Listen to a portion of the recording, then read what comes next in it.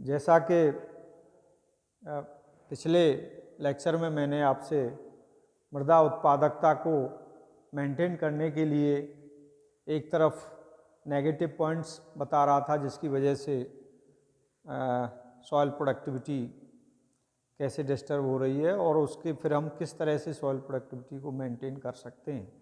तो उसमें water management की बात मैं कर रहा था कि हमें पानी को वाटर हार्वेस्टिंग और जो रेन वाटर है उसको कंजर्व करना है और कंजर्व किए हुए वाटर का एफिशिएंट यूटिलाइजेशन, चाहे क्रॉप प्रोडक्शन में हो, ड्रिंकिंग वाटर के लिए हो या इंडस्ट्रियलाइजेशन के यूज़ के पर्पज़ से है।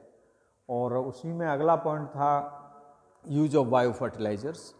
बायो फर्टिलाइज़र्स का भी प्रयोग हमें क्रॉप प्रोडक्शन में धीरे धीरे उसको भी बढ़ाना है और ख़ास तौर से जो दलहनी फसलें हैं उनके बीज उपचार के लिए बायो फर्टिलाइज़र्स जो हमारे पास उपलब्ध हैं उनसे करना है। और कुछ ऐसे भी बायो फर्टिलाइज़र हैं जो सॉइल के अंदर जो न्यूट्रिएंट्स फिक्स हो गए, जैसे ख़ास तौर से फास्फोरस और पोटास, तो फास्फोरस को अवेलेबल बनाने के लिए फॉस्फेट सोलुबलाइजिंग बैक्टीरिया पीएसबी का प्रयोग करें।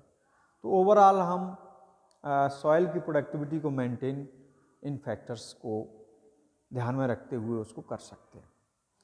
अब बात आती है कि मॉडर्न एग्रीकल्चर जो चल रही है उसको हम किस तरह से सस्टेनेबिलिटी की तरफ ले जाएं और उस सस्टेनेबिलिटी के लिए ये कंपोनेंट्स ऑफ सस्टेनेबल एग्रीकल्चर यानी पिलर्स ऑफ सस्टेनेबल एग्रीकल्चर, उस पर मैं आपसे चर्चा कर रहा हूँ। तो मेन जो हमारे कंपोनेंट्स हैं ये first of all integrated nutrient management, integrated pest management यानी समन्वित कीट प्रबंधन, थर्ड है इंटीग्रेटेड वीड मैनेजमेंट, समन्वित खरपतवार प्रबंधन, फोर्थ है इंटीग्रेटेड वाटर मैनेजमेंट, समन्वित जल प्रबंधन, फिफ्थ है इंटीग्रेटेड सॉयल हेल्थ मैनेजमेंट, समन्वित मृदा स्वास्थ्य प्रबंधन। ये हमारे 5 कंपोनेंट्स हैं जिन पर हम फोकस करके काम करके हम प्रेजेंट डे जो एग्रीकल्चर है, जो समस्याएं हमारे सामने आ गई हैं, उनको हम इन कंपोनेंट्स को ध्यान में रखते हुए खेती को हम डाइवर्ट कर सकते हैं टिकाऊ खेती की तरफ। अब 1 बाय 1 हम डिस्कस करेंगे आपसे, जैसा कि पहले है इंटीग्रेटेड न्यूट्रिएंट मैनेजमेंट। अब प्रश्न उठता है कि what is the concept of integrated nutrient management, जिसे हम INM भी बोल देते हैं। तो इसका अगर हम देखें, the combined use of organic manures such as FYM, compost, green manures, vermicompost and crop residues and biofertilizers with judicious use of chemical fertilizers. यानी आप कह सकते हैं कि जीवांश खादों में गोबर की खाद है, कंपोस्ट है, हरी खाद है, केंचुए की खाद है और फसली अवशेषों के साथ साथ जैव उर्वरक का प्रयोग रासायनिक खादों के साथ अगर हम करते हैं तो ये एक अवधारणा है इंटीग्रेटेड न्यूट्रिएंट मैनेजमेंट की।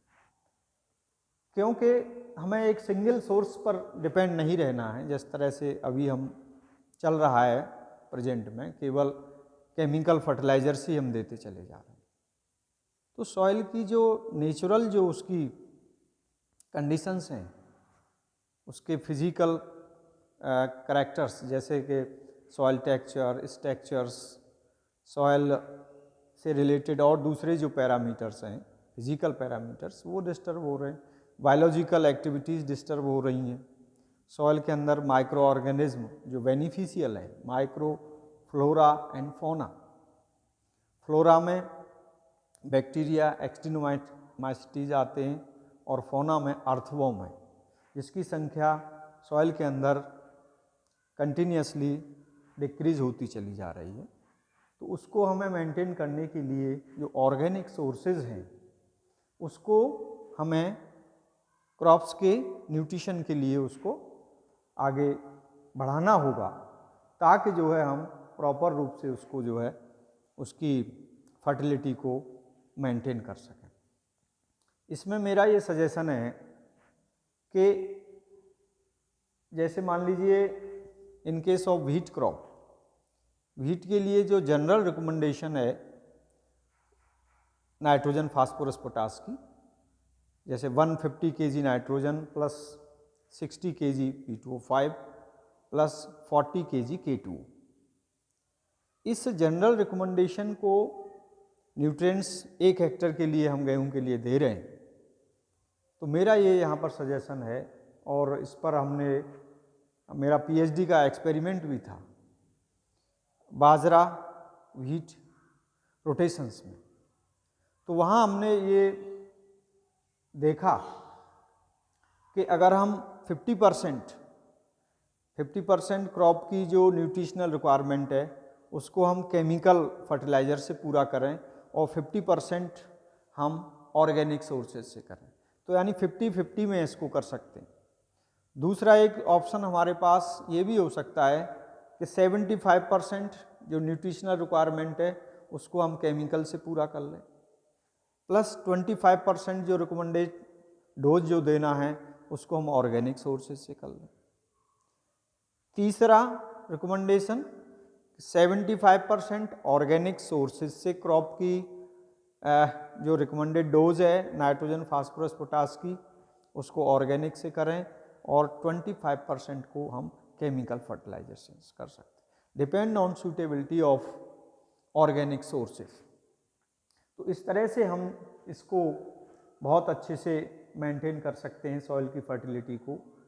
कंबाइंड वे में इंटीग्रेशन के रूप में अगर हम क्रॉप का न्यूट्रिशन करते हैं तो निश्चित रूप से न्यूट्रिएंट यूज एफिशिएंसी भी बढ़ती है, सॉइल की कंडीशंस जो मृदा स्वास्थ्य है वो भी अच्छा होगा, वाटर होल्डिंग कैपेसिटी भी बढ़ेगी और अल्टीमेटली क्रॉप को हम अच्छे से नर्स कर सकते हैं।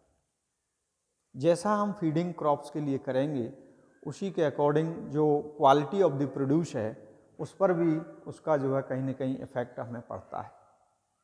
तो इस तरह से हम इंटीग्रेटेड न्यूट्रिएंट मैनेजमेंट के कॉन्सेप्ट को लेकर फसलों के पोषण के लिए सारे सोर्सेज को हम एक साथ समग्रता के साथ, इंटीग्रेशन जो वर्ड है समन्वित, अगर हम ऐसा करते हैं तो निश्चित रूप से हमारी क्रॉप यील्ड भी बढ़ेगा, उसकी क्वालिटी भी इम्प्रूव होगी और जो सॉइल की जो कंडीशंस हैं, सॉइल सिकनेस की जो प्रॉब्लम है वो भी हमारा दूर होगा और अल्टीमेटली हम एक इको फ्रेंडली सिचुएशंस में आगे मूव कर पाएंगे।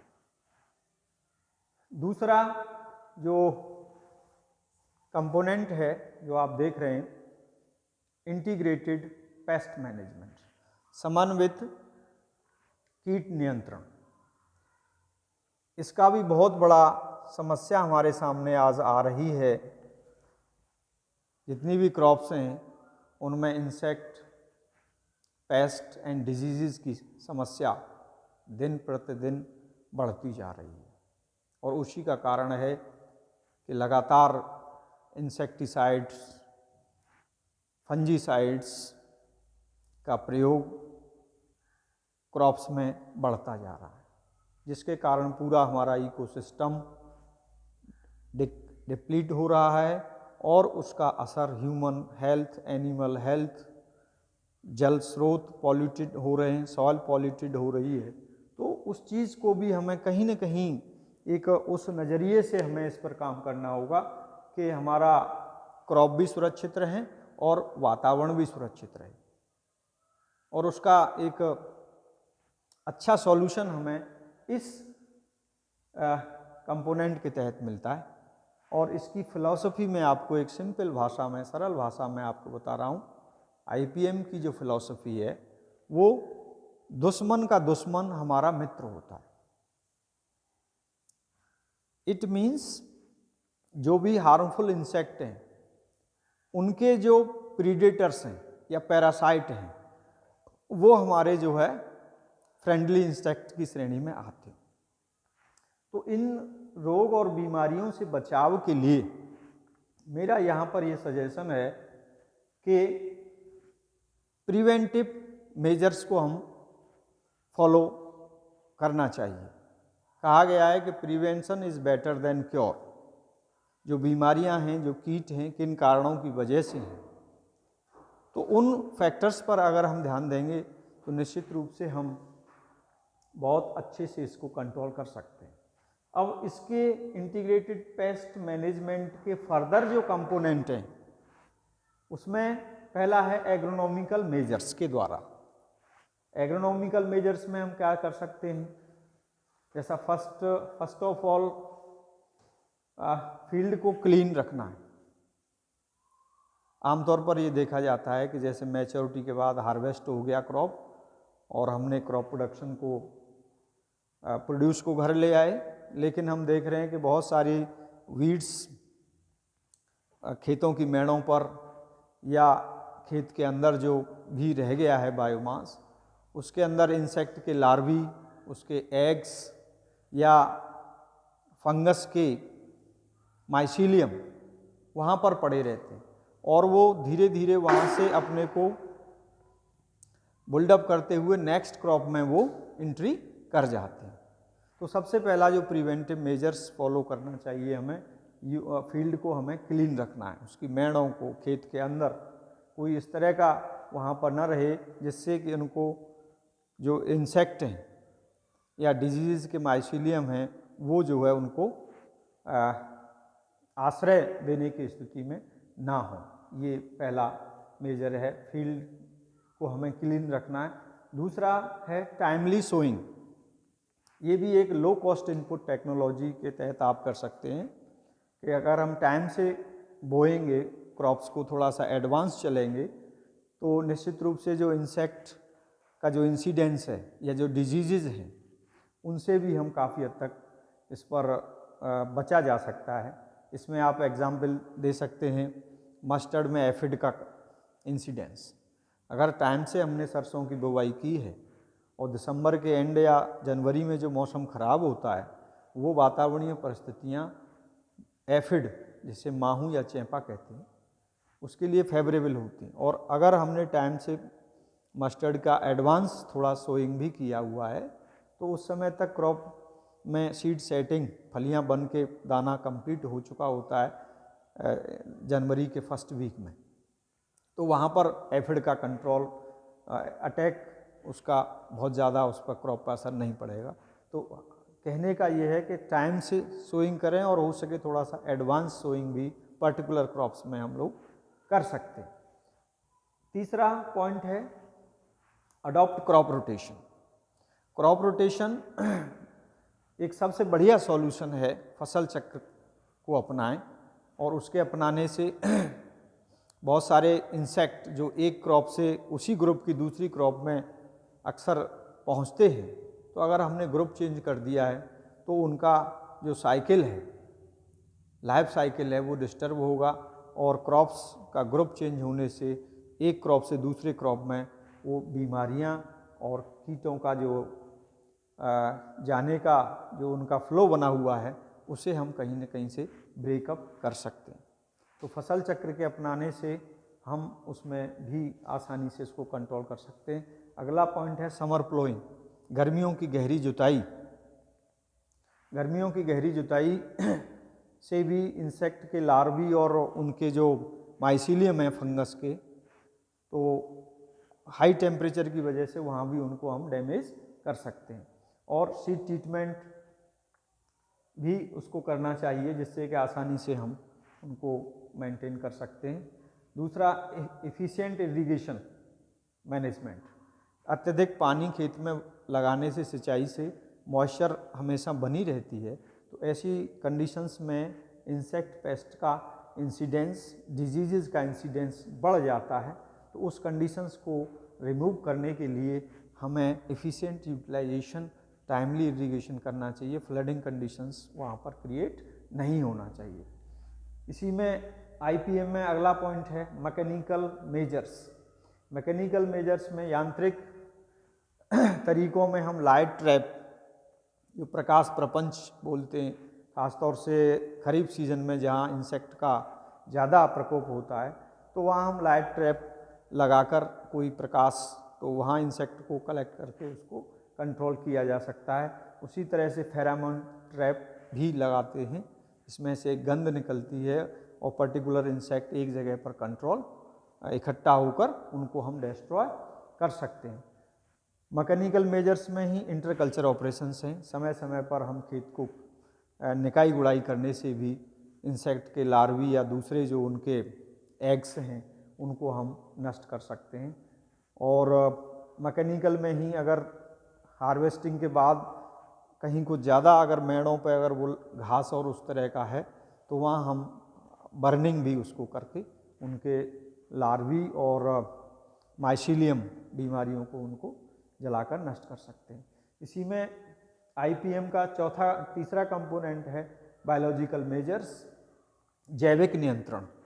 जैविक नियंत्रण में हम बायोपेस्टिसाइड्स का यूज़ कर सकते हैं।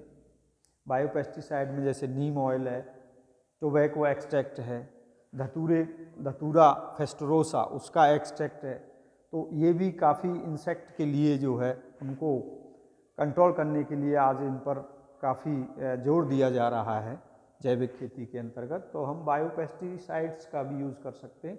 दूसरा न्यूक्लियर पॉलीहाइड्रोसिस वायरस NPV, इसका भी हम यूज़ कर सकते हैं। और ट्राइकोकार्ड और ये भी इंसेक्ट के कंट्रोल के लिए हम फील्ड में यूज़ कर सकते हैं। दूसरा प्रीडेटर एंड पैरासाइट इंसेक्ट को हमें उसको कंजर्व करना है, जो हमारे फ्रेंडली इंसेक्ट हैं, क्योंकि दवाओं से वो जो हमारे मित्र कीट हैं वो भी डैमेज हो रहे हैं, तो कहीं ना कहीं हमें पैरासाइट और प्रीडेटर इंसेक्ट को भी हमें बचाना है, रासायनिकों के प्रयोग को कम करना है। और इसी के साथ ही रेजिस्टेंट वैराइटीज़, इंसेक्ट और डिजीज़ के लिए पर्टिकुलर क्रॉप्स में जो है ये वैराइटीज़ उपलब्ध हैं, तो हमें प्रतिरोधी प्रजातियों को भी प्रयोग करना चाहिए। जैसे आप देखते हैं कॉटन में बीटी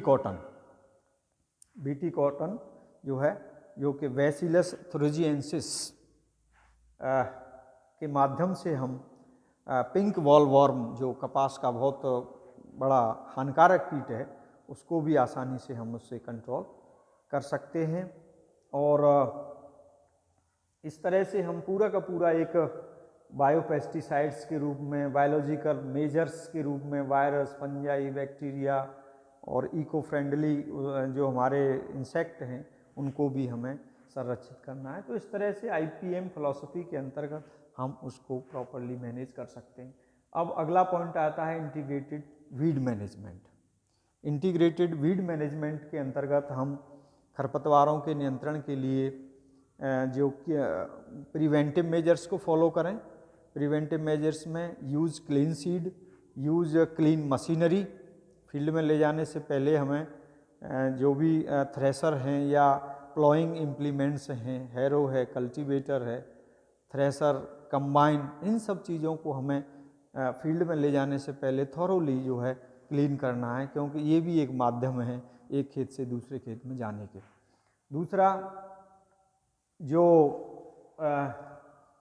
पशुओं का जो यूरिन और डंग जो हम उसको गोबर की खाद बना रहे हैं या वो कर रहे हैं, तो जो खरपतवारों को जो पशुओं को खिलाते हैं और उनके सीड जो है फिर गोबर के माध्यम से फिर फील्ड में पहुंच जाते हैं, तो उसके लिए जैसे ही अगर फ्लावरिंग कंडीशन में जैसे खरपतवार आ गया है तो उनके फ्लावरिंग पार्ट को अलग करके ही उसको चारे के रूप में पशुओं को खिलाएं, ताकि वो फिर हमारे गोबर की खाद के माध्यम से खेतों में ना पहुँचे। तो इस तरह से कुछ हमारे जो बचाव के उपाय हैं उनको फॉलो करें, और दूसरे जो उपाय हैं क्यूरेटिव मेजर्स, उपचार संबंधी, उसमें आपका मैकेनिकल मेजर्स में हम जो है हैंड पुलिंग, अगर खरपतवार कहीं कहीं दिखाई दे रहा है तो हाथ से उखाड़ लें। हैंड होइंग, छोटे क्षेत्र में अगर आप कोई खरपतवारों की समस्या है तो हैंड हो के माध्यम से उनको हम बाहर कर सकते हैं। फ्लडिंग है, बर्निंग है, बहुत सारे ऐसे हमारे मैकेनिकल मेजर्स हैं जिसके माध्यम से हम खरपतवारों को कंबाइंड वे में जो है उनको कंट्रोल कर सकते हैं। उसी में दूसरा है एग्रोनॉमिकल मेजर्स। एग्रोनॉमिकल मेजर्स में क्रॉप रोटेशन को फॉलो करें, टाइमली सोइंग करें, एडवांस सोइंग करें, और यूज ऑफ ऑर्गेनिक मैन्योर्स, ये सब चीज़ों को करें।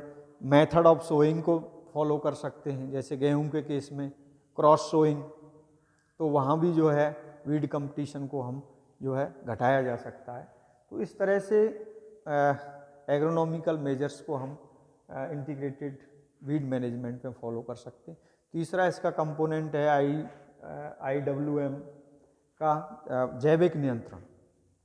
बायोलॉजिकल वीड कंट्रोल में इंसेक्ट के जो वीड के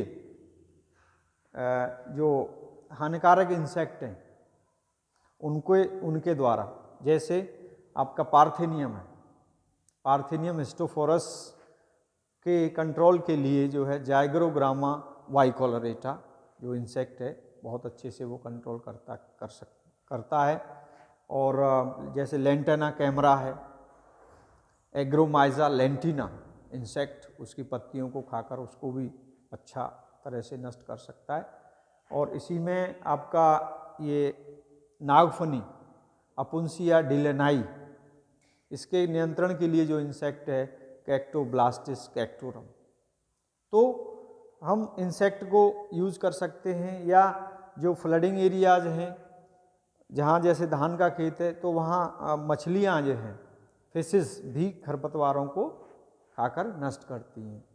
तो इसके अलावा स्नेल्स हैं, वर्टिब्रेट्स हैं, तो ये हमारे जो नेचुरल एनिमीज़ हैं बायोलॉजिकल वीड कंट्रोल के लिए, इनका हमें प्रयोग भी साथ साथ करना है हर्बिसाइड और दूसरे एग्रोकेमिकल्स के साथ साथ। प्रिवेंटिव मेजर्स पर ज़्यादा हमें ध्यान देना है। तो इस तरह से हम इंटीग्रेटेड वीड मैनेजमेंट के कंबाइंड वे में हर्बिसाइड्स के साथ साथ जो दूसरे जो हमारे वैकल्पिक जो उपाय हो सकते हैं उनका भी हमें प्रयोग करना है। अगला पॉइंट आता है integrated water management. Integrated water management में हमें इसका एफिशिएंट यूटिलाइजेशन वाटर का करना है, और इसमें बेसिकली जो रेन वाटर है उसको हार्वेस्ट करें, वाटर हार्वेस्टिंग करें, और ग्राउंड वाटर जो है जो इरिगेशन के लिए अपलिफ्ट हम लोग कर रहे हैं, इन दोनों का समावेशन करें। या कहीं कैनाल फील्ड के पास है और ग्राउंड वाटर है तो इन दोनों को मिक्स करके हमें फील्ड के अंदर ले जाना है और उसकी वाटर यूज एफिशिएंसी को बढ़ाना है। इरिगेशन मेथड्स को हमें डिफरेंट क्रॉप्स के लिए जो सूटेबल हो सकते हैं, जैसे ड्रिप इरिगेशन है। ड्रिप इरिगेशन हमारे गार्डन क्रॉप्स के लिए है, जैसे ग्रेप है या अन्य दूसरे जो हॉर्टिकल्चरल जो क्रॉप्स हैं, ड्रिप इरिगेशन को लगाकर हम 80 से 90% पानी को बचा सकते हैं। या जो अंडुलेटेड एरियाज हैं जहाँ वेजिटेबल्स ग्रो कर रहा है फार्मर, वहाँ पर हम स्प्रिंकलर इरिगेशन मेथड को फॉलो कर सकते हैं। और जब प्लेन एरिया है या नहरी क्षेत्र है वहाँ पर हम फ्लड इरिगेशन से बचें। वहाँ खेत को क्यारियों में बांटकर उसका मिनिमम वाटर जो है हमें क्रॉप्स की जितनी रिक्वायरमेंट है उस हिसाब से हमें चलना चाहिए। तो इस तरह से कह सकते हैं कि अगर ग्राउंड वाटर मान लीजिए सेलाइन है तो वहाँ हम नहरी पानी अगर हमें मिल रहा है तो एक सिंचाई नहर से दे दें, दूसरा ग्राउंड वाटर से दे दें। इसको कहते हैं कंजक्शन यूज ऑफ वाटर। तो एवरी ड्रॉप ऑफ वाटर को कन्वर्ट करना है हमें मोर यील्ड के लिए, ज़्यादा से ज़्यादा पैदावार के लिए पानी का जो ओवर एक्सप्लॉयटेशन हो रहा है उसे रोकना है। क्यों कि ज़्यादा पानी से मिट्टी की कंडीशंस, क्रॉप में बीमारियां, इंसेक्ट, पेस्ट, ये भी सब ज़्यादा पानी की वजह से प्रॉब्लम आती है। तो efficient utilisation of irrigation water को हमें करना है, जो कि हमें इंटीग्रेटेड वाटर मैनेजमेंट के अंतर्गत इसको कर सकते हैं। लास्ट एंड फाइनल है integrated soil health management. Soil health को हमें मेंटेन करने के लिए सबसे बड़ा जो इस समय जो बर्निंग इशू चल रहा है, क्रॉप रेजिड्यू मैनेजमेंट, फसली अवशेषों का प्रबंधन हमें प्रॉपर तरीके से करना है। और इसके लिए बायोडिकम्पोज़र, जो जल्दी इसको जो है डिकम्पोज करने के लिए बायोडिकम्पोज़र का भी प्रयोग हमें करना चाहिए। और कंजर्वेशन टिलेज, मिट्टी को मिनिमम जुताई या उसमें वो करना है ताकि जो है उसकी जो नेचुरल प्रॉपर्टीज़ हैं वो मेंटेन रहें। मल्चिंग का भी प्रयोग कर सकते हैं due to control the weeds and उसके अंदर जीवांश पदार्थ भी मल्चिंग से जो है जाता है, खासतौर से ऑर्गेनिक मल्चेस का प्रयोग करने से। ऑर्गेनिक मैन्योर्स का हमें ज़्यादा से ज़्यादा प्रयोग करना है और बेस्ट इरिगेशन प्रैक्टिसेस को फॉलो करना है। कंट्रोल सॉइल इरोजन, जो कि विंड एंड वाटर से है, जो इरोडेड लैंड से हैं, वहाँ भी हमें जो है बंडिंग, टेरेसिंग, कंटूरिंग या हिली एरियाज़ के लिए जो ये मतलब प्रैक्टिसेस हैं वहाँ फॉलो करें। रिवाइंस हैं, वहाँ हमें चेक डैम या उस तरह से बनाकर हम सॉइल को उसको सॉइल हेल्थ को बिल्डअप कर सकते हैं। कंट्रोल सॉइल सिकनेस, मृदा विकार जो एसिडिटी या सैलिनिटी है, वाटर लॉगिंग कंडीशंस है, उन सब चीज़ों को भी हमें कहीं ना कहीं इसके तहत मैनेज करने का प्रयास करना चाहिए। और डीप प्लोइंग, जो भी हम ये जुताई जो लगातार कर रहे हैं एक निश्चित गहराई पर हो रही है, जिसकी वजह से सॉइल के अंदर 1 से 2 फीट की गहराई में डीप जो हार्ड पैन जो बन गई है उसको ब्रेकअप करना है, ताकि जो है सॉइल से जो न्यूट्रिएंट्स का जो मोबिलाइजेशन है वो क्रॉप्स को प्रॉपर मिल सके, ग्राउंड रेन वाटर को प्रॉपर स्टोर कर सकें, एब्जॉर्प्शन कैपेसिटी बढ़े, फिजिकल, बायोलॉजिकल और केमिकल प्रॉपर्टीज़ को बिल्डअप कर सकें। तो इस तरह से आप अगर इन प्रैक्टिसेस को इंटीग्रेटेड फॉर्म में अगर हम साथ लेके चलते हैं, चाहे न्यूट्रिएंट मैनेजमेंट की बात हो, पेस्ट मैनेजमेंट की बात हो, वीड मैनेजमेंट की बात हो, या वाटर मैनेजमेंट है, सॉइल हेल्थ मैनेजमेंट है, इन सब चीज़ों को अगर हम अप्लाई करेंगे तो निश्चित रूप से हमारी जो मॉडर्न एग्रीकल्चर की जो प्रॉब्लम्स हैं,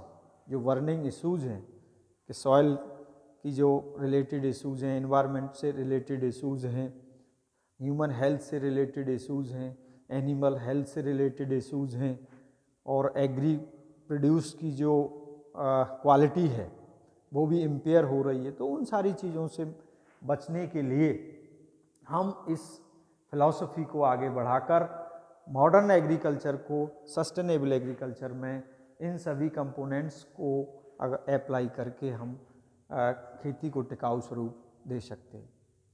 धन्यवाद।